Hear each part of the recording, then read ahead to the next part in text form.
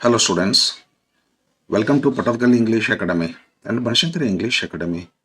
Students ಇವತ್ತಿನ ವಿಡಿಯೋದೊಳಗೆ ನಿಮಗೆ U C first ಇಯರ್ದು lesson ಅದಲ್ಲ, first lesson the gentleman of the jungle. ಈ ಲೆಸನ್ ಮೇಲೆ ನಿಮಗೆ 1 ಮಾರ್ಕ್ ಕ್ವಶನ್ಸ್ಗಳು ಕೇಳ್ತಾರೆ, 4 ಮಾರ್ಕ್ ಕ್ವಶನ್ಸ್ಗಳನ್ನ ಕೇಳ್ತಾರೆ. ಬ್ಲೂ ಪ್ರಿಂಟ್ ಇಲ್ಲಿದೆ ನೋಡಿ.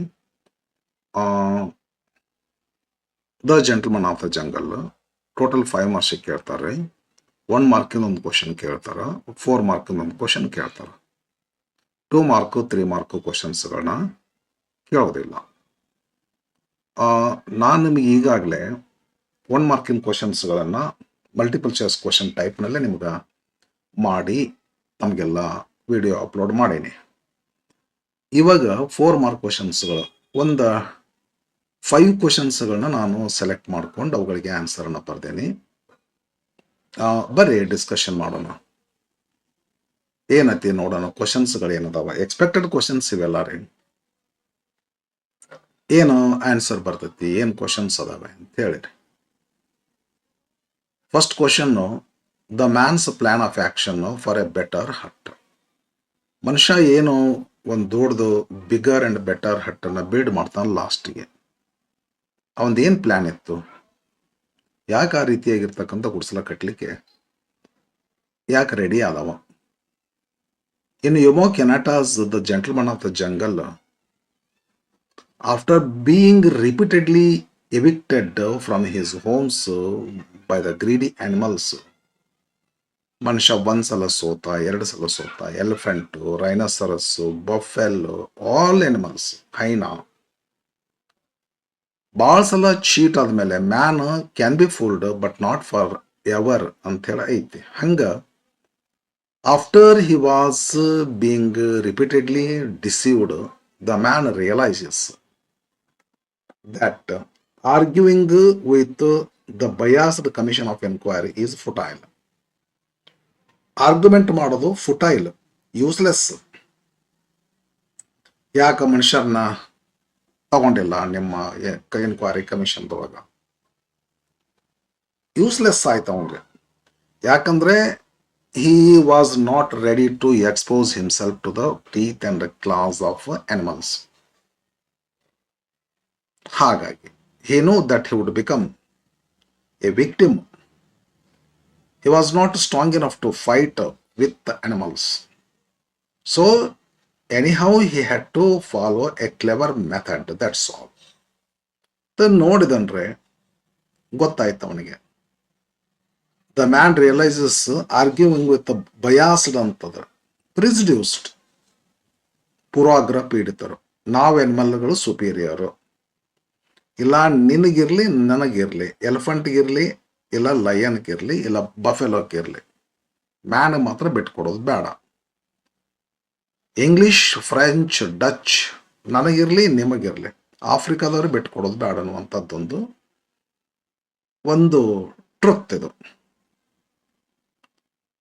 he decides to outsmart them. You know, strength is of course victorious, but skill is more victorious than that. Manushya, animals were strong, but man was not strong, but he was skilled. ಅದಕ್ಕೆ ಅವ ಏನು ಮಾಡ್ತಾನ, ತನ್ನ ಟ್ಯಾಲೆಂಟನ್ನು use ಮಾಡ್ತಾನೆ. ದೇವರೇ ಹೆದರ್ತಾನ್ರಿ ಮನುಷ್ಯಾಗ. ದೇವರೇ ಹೆದರ್ತಾನೆ. His plan of action is, what was the plan? To build a much larger magnificent hut. ದೊಡ್ಡದು ಗುಡಿಸಲ ಕಟ್ಟಬೇಕು, and it should be attractive to attract all the animals. Magnificent, that is big enough. So big it should be that it should accommodate all the animals at once. ಎಲ್ಲ ಎನಿಮಲ್ಗಳು ಏಕಕಾಲಕ್ಕೆ ಒಳಗೆ ಬಂದರೂ ಸಾಕಾಗಿರ್ಬೇಕು ಜಾಗ. ಏಕಕಾಲಕ್ಕೆ ಸುಟ್ಟು ಬಿಡವ. ಅರ್ಧಂಬರ್ಧ ಸುಟ್ರೆ ಮುಂದೆ ಅರ್ಧಂಬರ್ಧ ಎನಿಮಲ್ಸ್ಗಳು ಇವನಿಗೆ ತೊಂದರೆ ಕೊಡ್ತಾವೆ. ಎಲ್ಲನೂ ಒಂದ್ಸಲಕನ ಅಂಥದ್ದೊಂದು ಗುಡಿಸಲಾಗ ಕಟ್ಟಿದ. As he anticipated, as he expected, as he guessed, ಏನ್ ನಿರೀಕ್ಷೆ ಮಾಡಿದ್ನಲ್ಲ ನಿರೀಕ್ಷೆ ಮಾಡಿದಂತೆನ the selfish old gentleman of the jungle immediately rush inside the new hut as he anticipated, as he expected. And what did they start to do? They start fighting. Why? For the best spots. ಏನ್ ತೋರಿಸ್ತಿದ್ದು ಅಂತಂದ್ರ the French, the Dutch, the English started quarreling at last for their survival. Fighting was started among themselves. ಮತ್ತದು ಹಂಗ ಆಗ್ತದೆ. Once they are all trapped by the man inside his hut. ಒಂದ್ಸಲ ಒಳಗೆ ಹಾಕಿದ ಎಲ್ಲ ಎನಿಮಲ್ಗಳು ತಾವೇ ಒಳಗೆ ಹೋದವ್ರಿ, ಡಿಸ್ಪ್ಯೂಟಿಂಗ್ ದೇರ್ ಓನರ್ಶಿಪ್. ನಾವು I am the owner, I am the owner. I should claim this good spot, and that spot belongs to me. For the best spot, there was a quarrel arose among the animals, but they were not aware of the tricky plan of the man. They could not understand. They were busy, fighting, disputing, pushing and pulling. Once they were all trapped inside disputing ownership, the man set the hut on fire. He burnt it, burning all the animals' hut down, and finally securing, getting his costly piece. Okay, so before building a bigger and better hut, man had this plan. He wanted to burn all the animals. To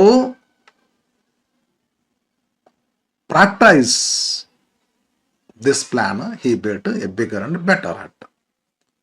You can fool people for a time, but not forever. Explain. This proverb highlights the ultimate failure of deception. ಒಬ್ರು ಯಾರೋ ಬೇರೆದವರಿಗೆ ಡಿಶ್ಯೂ ಮಾಡ್ಕೊಂತ ಹೋಗ್ತಾರ, ಮೋಸ ಮಾಡ್ತಾ ಹೋಗ್ತಾರ. But at last they themselves are deceived. ಕೊನೆಗೆ ತಾವೇ ಮೋಸ ಹೋಗ್ತಾರ ಅನ್ನುವಂಥ ಮಾತಿದು. ಬೇರೆದವರಿಗೆ ಮೋಸ ಮಾಡೋಕ್ಕಾಗೋದಲ್ಲ, ಕೊನೆಗೆ ಒಂದು ದಿವಸ ತಾವೇ ಮೋಸ ಮಾಡ್ತಾರ ಅಂತೇಳಿ, ಮೋಸ ಹೋಗ್ತಾರ ಅಂತೇಳಿ. ಶಾರ್ಕ್ ಅಂಡ್ ದ ಟಾರ್ಟೈಸ್ ಅಂತ ಒಂದು ಪೋಯಮ್ ಇತ್ತು ಹಳೆ ಕಾಲದೊಳಗೆ. ಶಾರ್ಕು ದೊಡ್ಡ ಎನಿಮಲ್ ಅದು, ಟಾರ್ಟೈಸು ಸಣ್ಣದೊಂದಿದು. ಇದು ಸಣ್ಣ ಕಾಣಿಸ್ತೈತಿ, ಶಾರ್ಕ್ ಅದನ್ನು ನುಂಗಿ ಬಿಡ್ತೈತಿ. ಮಬ್ಬಗತೆ ಕಾಣಿಸ್ತೈತಿ, ಅದು ಇನೋಸೆಂಟ್ ಕಾಣಿಸ್ತೈತಿಲ್ಲ, ನುಂಗಿ ಬಿಟ್ರ ಆತು ಅಂತ ತಿಳ್ಕೊಂಡು ಶಾರ್ಕ್ ಆ ಟಾರ್ಟೈಸನ್ನು ಆಮೆನ ನುಂಗಿ ಬಿಡ್ತೈತಿ. ಆಮೆ ಒಳಗೆ ಹೊಟ್ಟೆಗೆ ಹೋದ ಮೇಲೆ ತನ್ನ ಕೆಲಸ ಚಾಲು ಮಾಡ್ತೈತಿ. ಕೆಬರ್ತೈತಿ. ಆ ಶಾರ್ಕ್ ಒದ್ದಾಡಿ ಹೋಗ್ಬಿಡ್ತೈತಿ. ಕೊನೆಗೆ ಆ ಶಾರ್ಕ್ನ ಹೊಟ್ಟೆ ಹರಿದು ಟಾರ್ಟೈಸ್ ಹೊರಗೆ ಬರ್ತೈತಿ, ಶಾರ್ಕ್ ಸತ್ ಹೋಗ್ತೈತಿ. ಆ ಥರ ಆಗ್ತೈತಿ. ಇಲ್ಲಿ ಏನಾಗ್ತೈತಿ, the proverb highlights the ultimate failure of the deception. While deceiver might succeed initially, the person who deceives may get success in the beginning. How? By exploiting someone's trust. ಯಾರೋ ಒಬ್ರು ನಂಬ್ಯಾರ, ಅವ್ರನ್ನ ನಂಬಿದಂಥ ವ್ಯಕ್ತಿಗೆ ಮೋಸ ಮಾಡ್ತಾ, ಮುಗ್ಧರನ್ನ, ಟಾರ್ಟೈಸ್ ಹೇಳ್ದಲ್ಲ, ಇನೋಸೆಂಟ್ ಅದು, ಅದನ್ನ ಮೋಸ ಮಾಡ್ತಾ, ಪೇಷನ್ಸ್, ಶಾಂತವಾಗಿರ್ತಕ್ಕಂಥವನ್ನ, ಸತ್ಯವನ್ನ ಮೋಸ ಮಾಡ್ಬೋದು. ಇನ್ಎವಿಟೇಬ್ಲಿ ಕಮ್ಸ್ ಟು ಲೈಟ್. ಏನಾಗ್ತತ್ತ, ಕೊನೆಗೆ ಅನಿವಾರ್ಯವಾಗಿ ತನ್ನ ಶಕ್ತಿಯನ್ನು ಕಳ್ಕೋಬೇಕಾಗ್ತದೆ. This proverb highlights the ultimate failure of the deception. While a deceiver might succeed initially by exploiting someone's trust, innocence, or patience, truth, inevitably, such a person inevitably comes to light. Lastly, he loses his strength. In the context of colonialism and oppression, ವಸಾಹತುಕರಣ ಮಾಡ್ತಕ್ಕಂಥ ಆ ಒಂದು ವೇಳೆದೊಳಗೆ, operation ಅಂದ್ರೆ dictatorship ರೀ. The ruling powers represented by the animals, ruling powers, European powers. Here in this fable, different kinds of cruel animals exploit the native people, African people, under the guise of protection and justice. ವೇಷ ಹಾಕೋತಿದ್ರು ಅವರು, ವೇಷ ಹಾಕ್ತಿದ್ರು. ನಿಮ್ಮನ್ನ ನಾವು protection ಮಾಡ್ತೀವಿ, ನಿಮಗೆ ನ್ಯಾಯ ಒದಗಿಸ್ಕೊಡ್ತೀವಿ. Protection, guise, only disguise. Mask ಹಾಕೊಂತಿದ್ರು, ಮಾಸ್ಕ್ ಆಫ್ ಇನೋಸೆನ್ಸ್. ಮುಗ್ಧರದಿವಿ ಅನ್ನುವಂಗೆ ಮಾಸ್ಕ್ ಹಾಕೊಂಡು ಮೋಸ ಮಾಡ್ತಾ ಡಿಫರೆಂಟ್ ಟ್ರೀಟೀಸ್ಗೆ ಅವರಿಗೆ ಸೈನ್ ಪಡ್ಕೊಂತ ಹೋಗ್ತಿದ್ರು, ಎಕ್ಸ್ಪ್ಲಾಯ್ಟ್ ಮಾಡ್ತಿದ್ರು. They manipulate the system to their advantage for long time. Manipulate the system, ಅಲ್ಲಿ ವ್ಯವಸ್ಥೆನ ಮೋಸ ಮಾಡ್ತಿದ್ರು. ಮ್ಯಾನಿಪುಲೇಟ್ ಅಂದ್ರೆ ಮಾತಿನ ಮೋಡೆ ಮಾಡೋದು, ಮಾತಿನ ಮೋಡಿ. ಎದರ ಸಲುವಾಗಿ? For their own advantage. It was done for A long time until all the African people understood the cheating nature of the European powers. However, the oppressor ಅಂದ್ರೆ ದಬ್ಬಾಳಿಕೆ ಮಾಡವ, oppressor ಅಂದ್ರೆ ದಬ್ಬಾಳಿಕೆ ಮಾಡವ, ದ oppressed ಅಂದ್ರೆ ದಬ್ಬಾಳಿಕೆಗೆ ಒಳಪಟ್ಟವರು. ಹಂಗ ಹೋಗೋದಿಲ್ಲ ಅವರು, ಗೆಲುವಾಗೋದು ಇವರಿಗೆ. Peace will prevail in the end ಅಂತೇಳಿ ಅರವಿಂದ್ ಘೋಷ್ ಅವರು ಹೇಳ್ತಾರಲ್ಲ. However, the oppressed cannot be fooled indefinitely, always. Fool ಮಾಡಕ್ ಆಗಲ್ಲ ರೀ. ಒಂದ್ಸಲ 2 ಸಲ ಫೂಲ್ ಮಾಡ್ಬೋದು, not forever. Eventually, finally, awareness dawns on. Awareness, ತಿಳುವಳಿಕೆ ಬರ್ತೈತಿ. ಡಾನ್ ಅಂದ್ರೆ ತಿಳುವಳಿಕೆ ಬರುವುದು, ಪ್ರಾರಂಭವಾಗು. Begin to appear. Eventually awareness, ಮುಗ್ಧ ಅನ್ನುವಂಥ, ಇನೋಸೆಂಟ್ ಅನ್ನುವಂಥವ್ರಿಗೆ ಎಚ್ಚರ ಆಗ್ತಾರ. The guise of the oppressor is shattered. ಏನ್ ಗೈಸ್ ಹಾಕೊಂಡಿರ್ತಾರಲ್ಲ, ಮುಖವಾಡ ಹಾಕೊಂಡಿರ್ತಾರಲ್ಲ, the oppressed break, they shatter the guise. ಅವರ ಮುಖವಾಡನ್ನು ಒಡೆದು ತುಂಡು ಮಾಡ್ತಾರೆ. ದ ಎಕ್ಸ್ಪ್ಲಾಯ್ಟೆಡ್, ಶೋಷಣೆ ಆದವ. ದ ಆಪ್ರೆಸರ್, ದ ಎಕ್ಸ್ಪ್ಲಾಯ್ಟೆಡ್ ಅಂದ್ರೆ ಒಂದೇ ರೀ. ಯಾರ ಶೋಷಣೆಗೆ ಒಳಗಾದವರು, ಎಕ್ಸ್ಪ್ಲಾಯ್ಟೆಡ್ ಅಂದ್ರೆ ಶೋಷಣೆಗೆ ಒಳಗಾದವರು. Retaliate, CD ತೀರಿಸ್ಕೋ. ಟು ರೀಕ್ಲೇಮ್, ನಮಗೂ ಹಕ್ಕಿದೆ ರೀ. ದೇರ್ ಫ್ರೀಡಮ್ ಅಂಡ್ ರೈಟ್ಸ್, ನಮಗೂ ಹಕ್ಕಿದೆ ಅಂತೇಳಿ ನಿಮ್ಮ ಸೇಡ್ ತೀರಿಸ್ಕೊಂಡ್ಬಿಡ್ತಾರ ಅವ್ರು ಶೋಷಣೆ ಮಾಡಿದಂಥವ್ರ ವಿರುದ್ಧ. ಕೊನೆಗಾಗ್ತದೆ ಇದು. But initially for some time the innocent suffer. Third question, the trial and judgement. ಏನ್ ಕೋರ್ಟ್ ನಡೀತದ, ಏನ್ ಜಜ್ಮೆಂಟ್ ಆಗ್ತದ, ಎಲ್ಲ injustice, not at all a judgement. ಅದು ಜಜ್ಮೆಂಟ್ ಅಲ್ಲ, ಅದು ಜಸ್ಟಿಸ್ ಅಲ್ಲ. when the elephant seizes the man's hut, the dispute arises. ಹೌದು. The lion king appoints, actually he ordered the elephant to appoint commission of inquiry to resolve it. Dispute solve ಆಗಬೇಕಾದ್ರೆ commission of enquiry ಮಾಡ್ರಿ. Elephant, lion ಹೇಳಿದ್ರು. ಆಣೆ ಎಸ್ ಅಂತೂ ಅದನ್ನೇ ಆಣಿನ ಎಲ್ಲ ತಯಾರು ಮಾಡಿದ್ದು. But it consist entirely of jungle animals. No man was there. It was the plan of the elephant, completely excluding the man. No man was there. All the 5 members were animals. During the trial, ಕೋರ್ಟ್ನಲ್ಲಿ case ನಡೆಸುವಂಥದ್ದು. Trial ಅಂದ್ರೆ the elephant falsely claims, ಸುಳ್ಳು ಹೇಳ್ಬಿಡ್ತದೆ, ತಿರುಸ್ತತೆ. It is the case. He was only protect in the hut from the destruction. ಹರಿಕೇನ ಇಲ್ಲ, ಗಾಳಿ ಬೀಸಾಕತ್ತಿತ್ತು, ಮನುಷ್ಯ ಕರೆದ ನನಗೆ invited me, so I went and to protect his hut. The biased commission, bias ಅಂದ್ರೆ ಪೂರ್ವಾಗ್ರಹ ಪೀಡಿತರು. ಅವ್ರು ಏನಿರ್ತಾರಂತಂದ್ರ ಅನ್ಜಸ್ಟ್ ಅಂದಂಗ. ಅವ್ರು ಬಯಾಸ್ ಅಂದ್ರ ಒಂದ್ ತಲೆಯಾಗಿರ್ತದ, ನಾವು ಇರೋದೇ ನಮ್ಮ ಎನಿಮಲ್ಗಳಿಗೆ ಜಸ್ಟಿಸ್ ಕೊಡಾಕ, ಮನುಷ್ಯನಿಗಲ್ಲ. ಪೂರ್ವಾಗ್ರಹ ಪೀಡಿತರಾದ ಮೇಲೆ ಜಸ್ಟಿಸ್ ಸಿಗೋದಿಲ್ಲ ಅವ್ರ ಕಡೆಯಿಂದ. ಅವು ಎಲ್ಲ ಎನಿಮಲ್ಸ್ ಹಂಗೆ ಇದ್ವಲ್ರಿ. The biased commission refuses to hear man's side properly. Actually man wanted to tell his case, but the animals told that already they had heard sufficient from both sides ಅಂತ ಹೇಳ್ತದೆ. Man was not allowed to expand his cares. ಅದು declaring that no African can understand the jungle.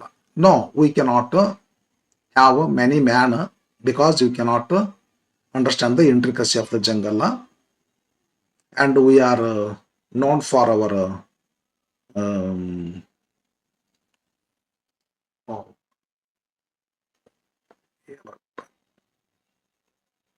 impartiality. Yes, and we are sent by God. ಹಿಂಗೆಲ್ಲ ಹೇಳ್ಬಿಡ್ತದೆ. You don't have enough education to understand the intricacy of the jungle. ಮತ್ತೆ just ಒಂದೆಲ್ಲ ಹೀಗೆಲ್ಲ ಹೇಳ್ತದಲ್ಲ. Declaring that no African can understand the jungle because you have low education. The final judgment favors the elephant, which is true. No, not true. Actually, man was the owner. Man was the owner of the hut, but the judgment was given that the judgment was given in favor of the elephant.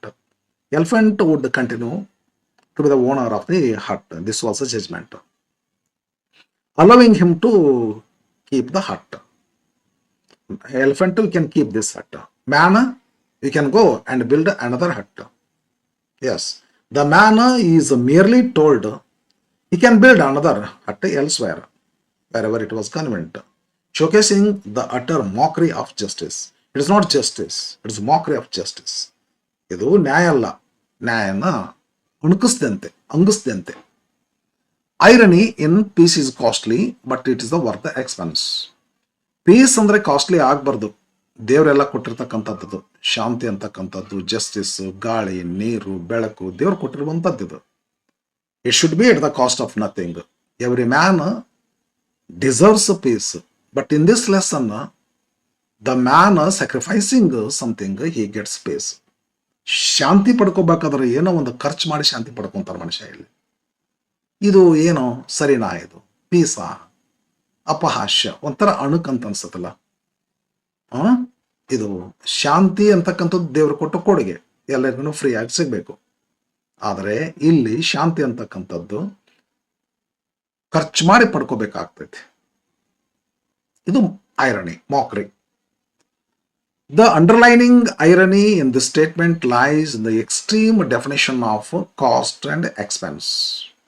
Actually, peace is costly, but it is worth the expense. ಖರ್ಚು ಮಾಡಬೇಕು, ಖರ್ಚು ಮಾಡಿದ್ದಕ್ಕೆ ಅದು valuable ಐತಿ. ಇದೆಲ್ಲ peace, freedom, water, air, these are the gifts of God to man, but they are chained everywhere by some oppressors. Usually, peace implies coexistence, harmony, and mutual respect. Yes, these are the gifts of God. However, in this satire, ಒಂಥರ satire ಇದು, mockery, irony, the man achieves peace. Oh, just like first rank ಬಡಬೇಕಾದ್ರೆ ಹಗಲಿ ರಾತ್ರಿ ನಿದ್ಗೆಟ್ಟು ಓದಿ first rank ಪಡಿತೀವಲ್ಲ, ಹಂಗ ಶಾಂತಿ ನೈಸರ್ಗಿಕವಾಗಿ ಇರಬೇಕಾದಂತ ಶಾಂತಿ ಪಡ್ಕೋಬೇಕಾದ್ರೆ achieve ಮಾಡಬೇಕಾಗ್ತೈತಿ ಮನುಷ್ಯ. Only through total destruction he was destroyed. Many times his huts were destroyed, huts were taken, his labor was lost. By building an expensive, lastly, if he wanted to get a peace, he had to spend something. He built an expensive hut and a grand hut. He lost something to gain peace. But this is actually irony. Peace is, it is every man's freedom, but it is bought here. Sacrifices something, grand hut, and then burning, okay, only through total destruction by building an expensive grand hut and then burning it down with all animals inside. This is the cost he paid to get peace in his life, man. So indirectly it tells that Peace is costly. We have to pay for something. Is it not irony? The irony is that to gain peace, he had to sacrifice his property and resort to violence. After sacrificing and after violence against his oppressors, he was able to get peace. It reflects the ugly reality of colonization. Colonization was like this. ವಸಾಹತುಕರಣ ಮಾಡಿದ್ರಲ್ಲ ಬ್ರಿಟಿಷರು, ಹಿಂಗಿತ್ತು, ಅದರದ್ದು ಹಿಂಗಿತ್ತು. True peace cannot be bought through compromise with tyrants. ನಿಜವಾದ peace ಕೊಂಡ್ಕೊಳ್ಳೋದಲ್ಲ ಅದು. ಏನಾದರೂ ಒಂದು ಟೆರೆಂಟ್ಸ್ ಅಂದರೆ ನಿರಂಕುಶ ಪ್ರಭುಗಳಿಗೆ ಏನಾದರೂ ನಮ್ದನ್ನು ಕೊಟ್ಬಿಟ್ಟು ಶಾಂತಿಯನ್ನು ಪಡ್ಕೊಂಬಾರ್ದು. ಶಾಂತಿ ಮಾರಾಟದ ವಸ್ತು ಅಲ್ಲ. It's only achieved by completely eliminating the source of operations. But man achieved it. Man paid something. Having paid something, he got peace in his life. It is only achieved, peace is got by completely eliminating, washing out of the source of oppression. Operation ದಬ್ಬಾಳಿಕೆ ಪೂರ ಸುಟ್ಟು ಹಾಕಿದ ನಂತರ ಅವನಿಗೆ piece ಸಿಕ್ತು. ಇಷ್ಟೆಲ್ಲ ಖರ್ಚು ಮಾಡ್ಬೇಕಲ್ಲ ಪೀಸ್ ಎಂಜಾಯ್ ಮಾಡಬೇಕಾದ್ರೆ. ಯಾಕೆ? ಪೀಸ್ ಸಹಜವಾಗಿ ಕೊಡಲ್ಪಟ್ಟದ್ದು. ಬಟ್ ಮನುಷ್ಯ ಹಂಗ ಮಾಡ್ತಾನೆ ಇಲ್ಲಿ ಭೂಮಿ ಮೇಲೆ. ಸೈನ್ಸ್ದಲ್ಲಿ ಮುಂದುವರಿತಾರ, ವೆಪನ್ಸ್ಗಳನ್ನ ಕಂಡು ಹಿಡಿತಾರ. ಆಫ್ರಿಕಾ ಎಜುಕೇಶನಲ್ಲಿ ಬ್ಯಾಕ್ವರ್ಡ್ ಕಂಟ್ರಿ, ಹಿಂಗೆ ಸಫರ್ ಆಗ್ಬೇಕಾಯ್ತು. ಅದಕ್ಕೆ education is knowledge is power ಅಂತ. The gentleman of the jungle is a political satire on the colonialism.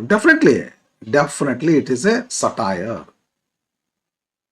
It is a criticism on political colonialism. ವಸಾಹತುಕರಣ ಮಾಡಿದ್ರಲ್ಲ ಯುರೋಪಿನ ರಾಷ್ಟ್ರಗಳು, ನಮ್ಮ ದೇಶದ ಮೇಲೂ ಮಾಡಿದ್ರು. ಅದನ್ನ ಮಾಕ್ ಮಾಡ್ತಾ ಇತ್ತಿದ್ದು ಈ ಪಾಠ. ಡೆಫಿನೆಟ್ಲಿ ಕ್ಲಿಯರ್ಲಿ ಬ್ಯಾಕ್ಗ್ರೌಂಡ್ ಅದೇ ಲೆಸನ್ ಅದ್ದು. Man stands for local people, animals stand for political, what is that, European powers. They go on exploiting man, but man at last was able to burn them all, kick them back to their countries, and was able to get peace in his life. But he had to pay something for it, which is not true. The story is a powerful political satire on the European colonization of Africa. ನಮ್ಮ ದೇಶದ ಮೇಲೆ ಆಯ್ತಲ್ರಿ ವಸಾಹತುಗಳ ಸ್ಥಾಪನೆ ಮಾಡಿದ್ರಲಿಲ್ಲ. The animals represent the hypocritical European powers. Hypocritical ಮುಖವಾಡ ಹಾಕಿಕೊಳ್ಳೋದ್ರಿ, ಮುಖವಾಡ ಹಾಕಿಕೊಳ್ಳೋದು. ಯಾಸ್ ಹೈಪೋಕ್ರಸಿ ಅಂತ ಕರೀತಾರಲ್ಲ. The animals represent the hypocritical European powers who arrived under the pretext of civilizing the natives. ನಿಮ್ಮನ್ನೆಲ್ಲ ಸಿವಿಲೈಸ್ ಮಾಡ್ತೀವ್ರಿ, we give you education, we teach you how to develop, ಹಿಂಗೆ ಹೇಳ್ಕೊಂತ ಮುಖವಾಡ ಹಾಕೊಂಡು, but ended up exploiting them. Lastly, they completely exploited the local people with the different treaties. The man represents the peaceful, unsuspecting African population. ಹಂಗಿದ್ರು population ಅವರು. Man ಹೆಂಗದನ ಇಲ್ಲ ಸಂದಳು, innocent. African people ಹಂಗಿದ್ರು. The biased commission of enquiry, biased, one sided, inclined. The biased commission of enquiry satirizes the unjust legal systems imposed by colonizers to legitimize the theft of native lands. ಮಾಡ್ತಾರ ಆ ರೀತಿ ಮಾಡ್ತಾರೆ. The biased commission of inquiry satirizes unjustly used legal systems. ಅವ್ರ ಮ್ಯಾಗ ಹೇಳ್ತಾರೆ, ನಮ್ಮ ದೇಶದ ಮಾಡಿದ್ರಲ್ಲಲ್ರಿ, ಏನ್ ಮಾಡಿದ್ರು, ದತ್ತು ಮಕ್ಕಳಿಗೆ ಹಕ್ಕಿಲ್ಲ ಅಂತ ಅಂದ್ರಲ್ಲ, ಹಂಗ ಇಂಪೋಸ್ಡ್ ಬೈ ದ ಕೊಲನೈಸರ್ಸ್. ಯಾಕೆ ಹಂಗೆ ಮಾಡಿದ್ರು ಅಂದ್ರೆ to legitimate the theft of native lands. Native local African people land ಅನ್ನ ಥೆಫ್ಟ್ ಮಾಡ್ತಿದ್ರು. ಆ ಥೆಫ್ಟ್ ಮಾಡೋದ್ರ ಸಲುವಾಗಿ ತಮಗ ಹಕ್ಕು ಬರೋದ್ರ ಸಲುವಾಗಿ ಒಂದಿಷ್ಟೇನೋ ಲೀಗಲ್ ಒಂದಿಷ್ಟು ಟ್ರೀಟೀಸ್ ಮಾಡ್ತಿದ್ರು. ದತ್ತು ಮಕ್ಕಳಿಗೆ ಹಕ್ಕಿಲ್ಲ ಅಂತ ತಿಳ್ಕೊಂಡು ಸಹಾಯಕ ಸೈನ್ಯ ಪದ್ಧತಿ ತಗೊಳ್ಳುವಂಗಿಲ್ಲ.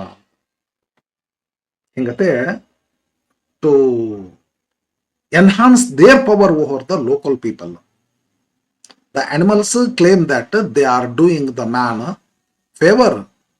ನಿನಗೆ ಚಲೋದ್ ಮಾಡ್ತೀವಪ್ಪ by occupying his hut. Mirrors ಏನು ಪ್ರತಿಬಿಂಬಿಸ್ತೈತಿದು? ನಿನಗ ನಾವು ನಿನಗ ಚಲೋ ಬೇರೆ ಕಡೆ ಹಟ್ ಕಟ್ಕೊಂಡೇನು, ನಿನ್ನ ಗುಡ್ಸಲ ನಾನು ಇಲ್ಲೆಲ್ಲ ಹರಿಕೆಯಿಂದ ಪ್ರೊಟೆಕ್ಟ್ ಮಾಡ್ತೀನಿ, ಹೆಂಗತೆ ಹೇಳೋದು. The animals claim that they are doing the man A favour. ನಿಮ್ಗೆ ಒಳ್ಳೇದು ಮಾಡ್ಲಿಕ್ಕೆ ಹತ್ತೀವಪ್ಪ ಮನುಷ್ಯ ಬೈ ಆಕ್ಯುಪೈಂಗ್ ಹೀಸ್ ಹಟ್. ನಿನ್ನ ಗುಡ್ಸಲಾಕ ಕಸ್ಕೊಂತೀವಂದ್ರು ನೀನು ಒಳ್ಳೇದು ಮಾಡಾಕ. ಹೆಂಗತೆ what does it mirror? What does it show? The white man's burden. Definitely white man's burden. White man is putting burden on the local people. Yes, this justification. Exposing the greed, definitely it tells the greed, the deceit, and the systematic injustice inherent. It was in the blood, in the rulers of the colonial rulers. ಅದು systematic ಆಗಿ ಒಂದು greed. ಅದು bank ತೋರಿಸ್ಕೊಂಡು ಮೇಲ್ನೋಟಕ್ಕೆ ಏನತ್ತಲ್ಲ ಚಲೋಣ ಕಾಣಿಸ್ತಾರ. Hypocrisy ಇದು. Mask ಹಾಕೊಳ್ಳೋದ್ರಿ ಮೇಲ್ನೋಟಕ್ಕೆ ಚಲೋ ಅವ್ರಿ, ನಮ್ಮ ವೆಲ್ ವಿಶರ್ ಅಂದಿರಬೇಕು. But actually they cheated, deceived, exploited the local people. Okay, ಈ ರೀತಿಯಲ್ಲಿ ವಿದ್ಯಾರ್ಥಿಗಳಿಗೆ ಒಂದು 4-5 ಕ್ವಶನ್ಸ್ಗಳನ್ನ ತಗೊಂಡೇನಿ. ಸ್ವಲ್ಪ ಲ್ಯಾಂಗ್ವೇಜ್ ಟಫ್ ಅನ್ನಿಸ್ತಿರ್ಬೋದು, ಸಾಧ್ಯದಷ್ಟು ಪ್ರಯತ್ನ ಮಾಡ್ರಿ. Yes, okay. ಮತ್ತೆ ಇನ್ನೊಂದಿಷ್ಟು ಸೆಕೆಂಡ್ PUCದು, ಫಸ್ಟ್ PUCದು ಇಂಥ ಕ್ವಶನ್ಸ್ಗಳು, grammar according to blueprint ಒಂದಿಷ್ಟು ಮಾಹಿತಿ ತಗೊಂಡು ನೆಕ್ಸ್ಟ್ ವಿಡಿಯೋದಲ್ಲಿ ಬರ್ತೀನಿ. Thank you.